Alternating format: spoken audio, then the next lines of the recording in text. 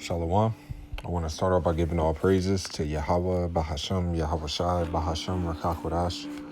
Yahweh is the true, holy, and powerful name of the Heavenly Father. Bahashem meaning in the name. Yahweh Shai is the true, holy, and powerful name of His only begotten Son, who is the Savior of the nation of Israel, starting off with the elect within the nation of Israel. And Israel consists of you so-called Negroes, Hispanics, and Native Americans, as well as your Israelite foreigners scattered abroad that may look like the nations where you've been scattered to, but are Israelites. And I also want to give double honors to the elders and apostles of Great Millstone who rule well. Peace and salutations to the hopeful elect pushing out this word in all sincerity and the truth. All right, this is the brother you call from the GMS branch on Des Moines, Iowa, coming back at you with another lesson inspired by the Holy Spirit, Habakkuk Kodash. And this is a lesson just off of something that the Spirit had me meditating on. And the thought kept crossing my mind of you never know how angry the Lord could be with you. All right.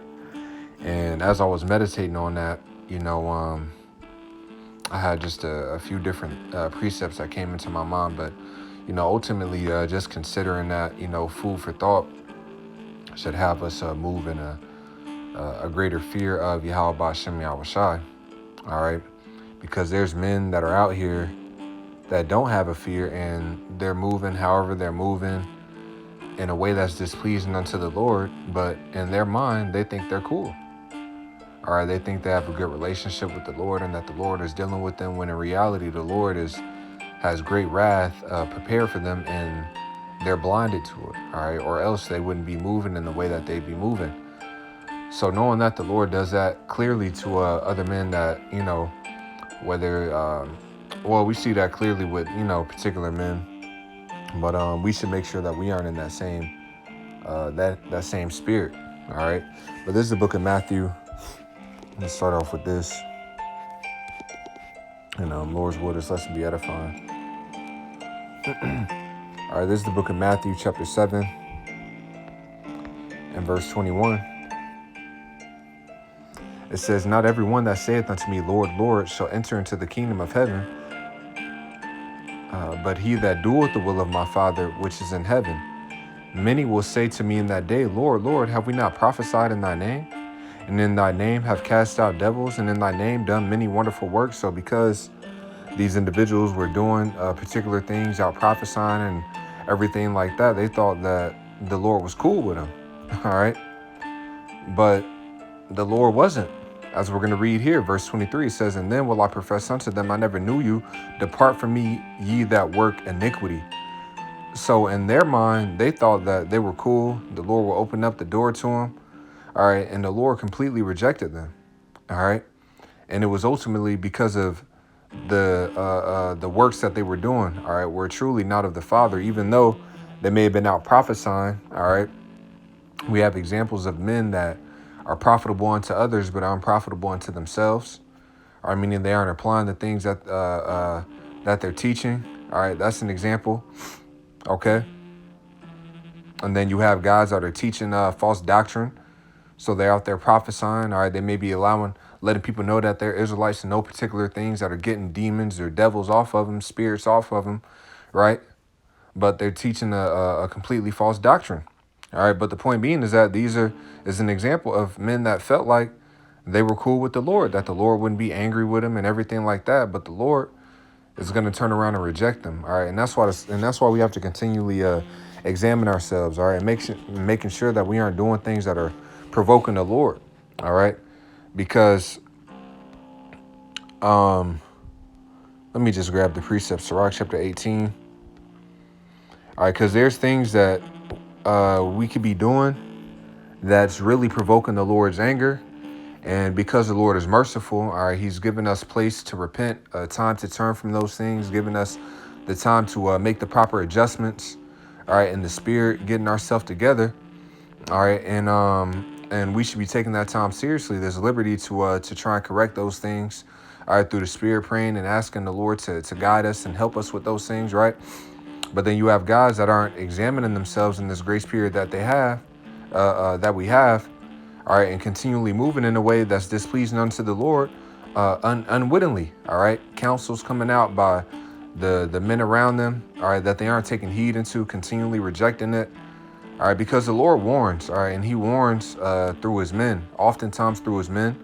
The Lord also warns through tribulation, all right, where he's trying to speak and where he's speaking and telling us to change the way that we're moving, the way that we're thinking, or whatever the case may be, because it's something that's displeasing unto him. All right, and if we continue in that way, then the Lord's wrath is going to be poured out upon us. All right, so we need to make sure that we're examining ourselves and that we aren't provoking him to wrath. All right, and the things that he's alerting us to, that we are trying to make those adjustments, man, before it's too late. All right, there's plenty of things that we've done to where the Lord is justified and straight up just putting us to death on the spot. All right, where there's particular thoughts that we entertain too much, too long. Okay, things that we may have said. All right, whether it's to brothers or things that we have done. All right, we're verily, all right, we're truly worthy of death, really. All right, and the Lord will be justified if he just knocked us off on the spot, to be plain. But he's merciful and he allows us time to change these things. So once again, that's why this is written. Sirach chapter 18 and verse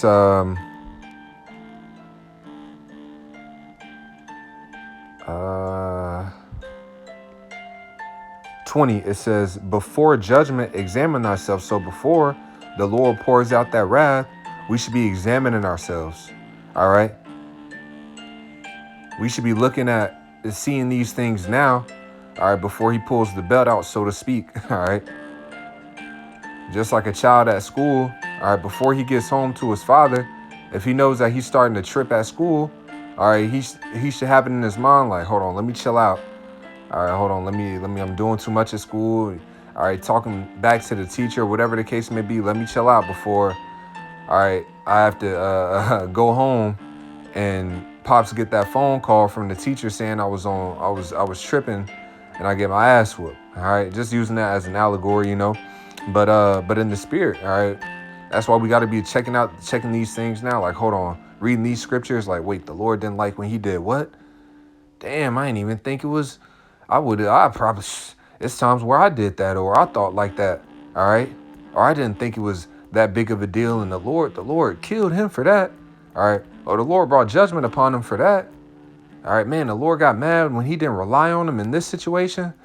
Man, it's been times I didn't do that. So just these different examples that we have in the scriptures, we should really be taking heed into them, because the Lord is showing us, all right, through examples of our forefathers that were completely wicked, all right, on what not to do. And we have examples of even our righteous forefathers, as I'm going to grab an example, all right, of our righteous forefathers,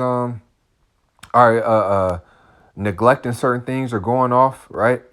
And the Lord brought judgment upon them, men that he loved, all right, men that are of the elect, that the Lord brought great judgments upon them because of whether it was disobedience or whatever the case it may be, man. All right, so none of us are exempt. The Lord is not a respecter of persons, and when the Lord returns, man, hey, he's going to be pouring out judgment according to every man's deeds.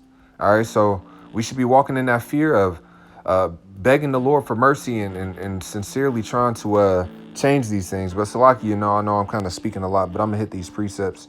Sirach 18 and 20 again, it says, before judgment, examine thyself, and in the day of visitation, thou shalt find mercy. So if we are examining ourselves, and if we're examining ourselves, then we should see things that we need to adjust or need to correct. And if we're doing that, then we'll obtain mercy. All right.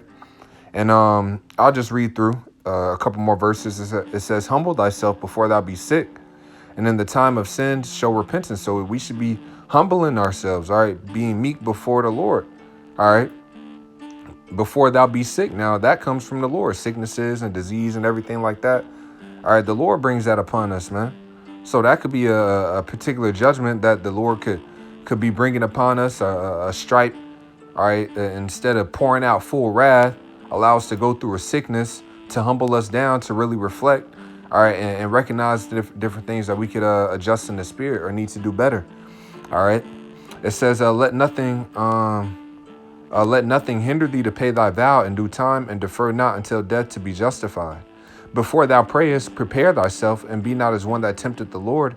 Think upon the wrath that shall be at the end. And this is important, because if we're considering the wrath that's in the end, it should have us move in a particular way.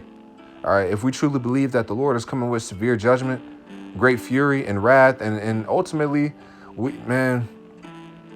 We won't fully understand that wrath, all right, until it's really being poured out, until we see it before our eyes, man. How furious the Lord is, okay? But just considering that should have us move in a particular way, all right, in a particular fear of being careful about the things that we're thinking, the things that we're saying, the things that we're doing, and all those things, man, all right? So that we don't provoke the Lord to his wrath to where he has to pour it out upon us. It says, think upon the wrath that shall be at the end, and the time of vengeance when he shall turn away his face. All right. Let me grab this in the book of Tobit. Tobit chapter 13.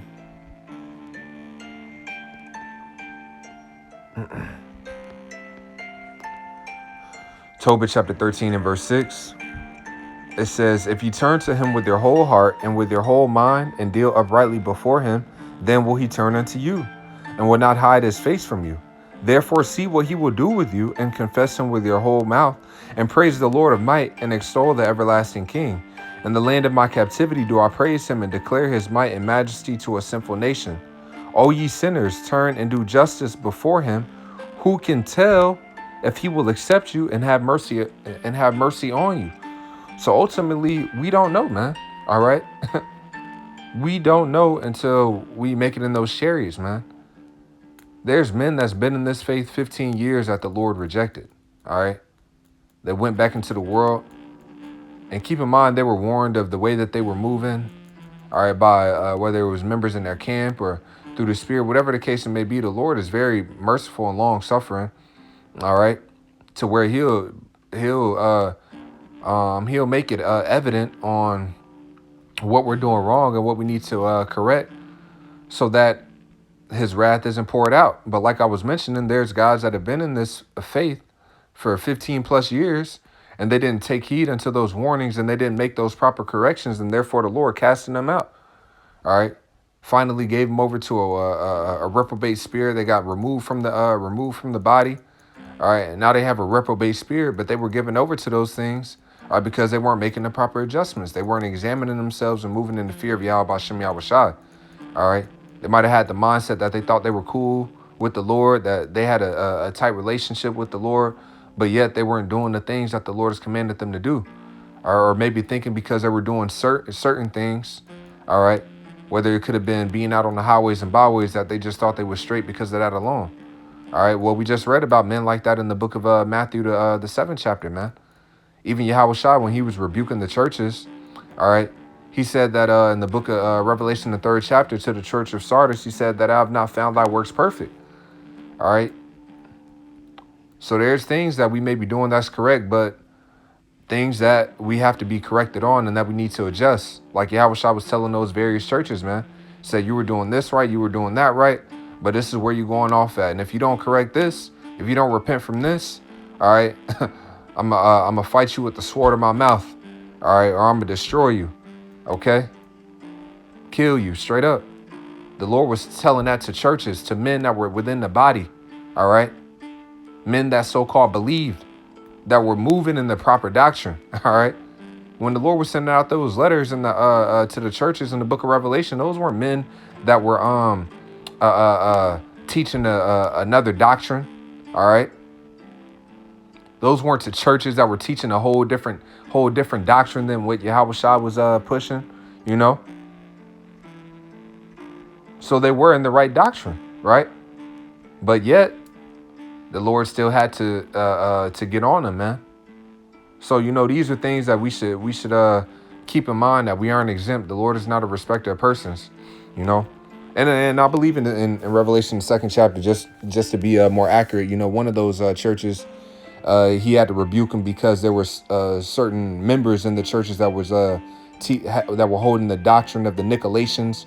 All right, but as a whole, that church was teaching the correct doctrine, just to be a little bit more accurate, you know, on that point. But anyways, that was it on that Tobit chapter 13. All right, let's grab this in the book of Sirach. Sirach, the 7th chapter. I just got a couple more precepts. All right, Sirach chapter 7 and verse 8. It says, bind not one sin upon another, for in one thou shalt not be unpunished. Say not, the Most High will look upon the multitude of my oblations, and when I offer to the Most High, he will accept it, right? So we don't want to have that mindset, man, oh, the Lord, man, all these lessons I'm doing, man, of course the Lord going to deliver me because of that alone. All right? We want to be careful of that, man. Having that mindset of as if the Lord, how should I word it, man? We just got to be balanced. I'll just put it like that, man. Balancing that mentality, because our hope is in salvation. It says that we have not been appointed unto wrath, but to obtain salvation. All right. But we have to understand that it's all according to the mercy of Yahweh B'Shem Yahushai, man. And if we're moving outside of these precepts, moving outside of these words, then we're moving outside of that hedge. All right. So we want to be careful of not doing that and just thinking because we're doing lessons or whatever the case may be, all right, that we're just within that hedge. All right. You could be doing lessons, but still outside of that hedge because the words aren't being applied. All right. So we want to be careful of that and make sure we're examining that we're walking in a way that's pleasing unto the Lord. All right. This is the book of Sirach, chapter 5 and verse 6. It says, I'm going to start at verse 5. Concerning propitiation, be not without fear to add sin unto sin, and say not his mercy is great. He will be pacified for the multitude of my sins. For mercy and wrath come from him, and his indignation resteth upon sinners. All right. So it says, and say not his mercy is great. He will be pacified for the multitude of my sins.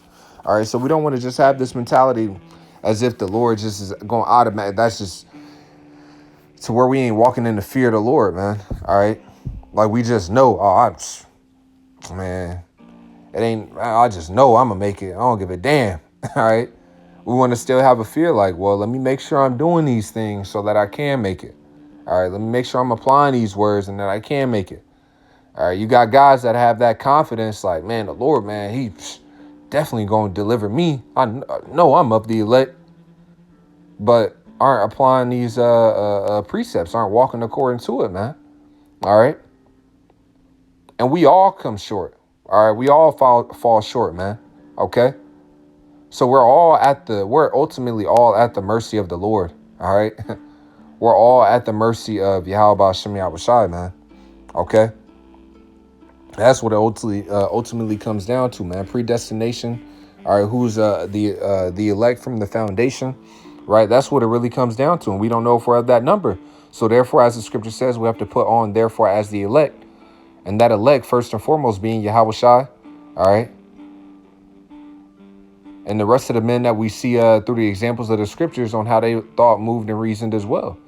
Okay, that was it on that Sirach. Now let me grab this in the book of Exodus, and this will be the last precept, Lord's will, unless the Spirit declares otherwise. This is the book of Exodus, chapter 4, and verse. I'm gonna start at verse 21 just to get a little context. All right, so this is in Exodus when the Lord had spoke to Moses and let him know that he was gonna deliver Jake, from out of Egypt, from out of bondage, and to go to Pharaoh and so on and so forth, right? Now, this is Exodus 4 and 21. It says, and the Lord said unto Moses, when thou goest to return into Egypt, see that thou do all those wonders before Pharaoh, which I have put in thine hand, but I will harden his heart that he shall not let the people go. And thou shalt say unto Pharaoh, thus saith the Lord Yahweh, Israel is my son, even my firstborn. And I say unto thee, let my son go, that he may serve me. And if thou refuse to let him go, behold, I will slay thy son, even thy firstborn. And it came to pass. All right, so this is all the instructions that the Lord had told him. All right, and I just wanted to read up in this, all right, just to show you that the Lord was speaking to him and dealing with him. All right, with Moses at this point. All right, he had already showed him the different miracles that he was going to do before the people and everything like that. Right now, let's read this verse 24. And it came to pass by the way in the end that the Lord met him and sought to kill him. All right, so the Lord was about to kill Moses. All right. And he was dealing with Moses. Okay.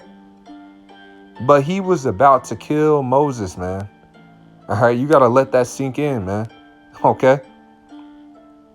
This great man of the Lord had a mind. It was on the Lord's mind to offer, man. But let's keep reading. It says, verse 25, then Zipporah took a sharp stone and cut off the foreskin of her son and cast it at his feet and said, surely a bloody husband art thou to me. So he let him go.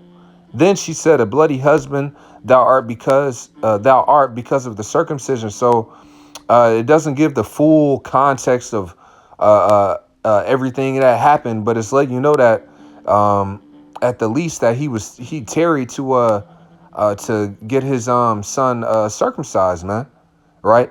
And the Lord was about to kill him over that matter, all right? But the Lord had mercy on him, okay, because he ended up getting circumcised, and it was through Zipporah, right? But the point that I'm just bringing is that he wasn't exempt, all right? It didn't matter how much the Lord was dealing with him, okay, and everything like that, all right? It was commanded for us to circumcise our children, and he wasn't exempt from keeping that, man. And the Lord was going to kill him over that. All right. So that lets you know, man, hey, the Lord is not a respecter of persons, man. There's different things that we do or think or whatever the case it may be, where the Lord in his mind, man, he could have it out to straight up off us on those things, man. So that's why we want to, man, pray and beg for mercy and move in the fear of Yahweh Shem Yahushua to make sure that we're moving in the proper spirit, man. All right, we can't just walk all willy-nilly in this faith, all right? If it says, I'm actually finish it off in this in the book of Sirach 18, I believe, Sirach 18 and 27. All right, it says, a wise man will fear in everything, and in the day of sinning, he will beware of offense, but a fool will not observe time, right? So a wise man is going to move in the fear of Yahweh Shem Yahushua and everything that he does, man. Okay, we don't want to walk outside of the fear of the Lord, man. All right, without these precepts in our heart.